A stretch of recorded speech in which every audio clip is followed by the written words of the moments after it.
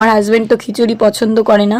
Pressure কুকারে city দিয়ে নিয়েছি গাঠি কচু। আজকে এনেছি বাজার থেকে কিনে ভূত মাছ দিয়ে গাঠি কচু দিয়ে করব তরকারি। আর এনেছি কটা লোটে মাছ, সেই লোটে মাছ দিয়ে একদম এমন ভাবে রান্না করব যেটা একদম আস্তে আস্তে থাকবে। জ্বালানি একদমই বের করা যাচ্ছিল না, তারপরে কটা জ্বালানি নিয়ে এলাম আর সবকিছু গুছিয়ে কিন্তু বসে পড়েছি উনুন পাড়ে রান্না করতে। সবকিছু গুছিয়ে নিয়ে বসলে রান্না করতে কিন্তু বেশি একটা টাইম লাগবে না। তো দেখো সব কিছুর ভিতর কিন্তু আমি নুন হলুদ ভালো করে মেখে নিচ্ছি। আমার কালো কড়াইটাই দিয়ে দিলাম অনেকটা পরিমাণে তেল। এখন ভূত মাছগুলো কড়া কড়া করে ভেজে নেব। লোটে মাছ যেহেতু খুব নরম তাই জন্য দিয়ে দিলাম এর ভিতর অনেকটা পরিমাণে চালের গুঁড়ো।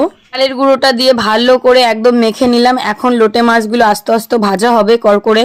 এইভাবে কিন্তু লোটে মাছ ভাজলে একটা লোটে মাছও ভাগবে না, তাই জন্য কিন্তু আজকে এই প্রসেসে রান্নাটা করা। আমার উনুনটা হচ্ছে লক্ষ্মী উনুন, একবার জাল ধরিয়ে দিলে রান্নার হতে বেশি একটা টাইম লাগে না। লোটে মাছগুলো এক এক করে সব ভেজে নিলাম, তার ভিতর তেল নুন হলুদ আর মশলাগুলো দিয়ে ভালো করে কষিয়ে নিচ্ছি। মাংস রান্না করতে যে সমস্ত মশলা লাগে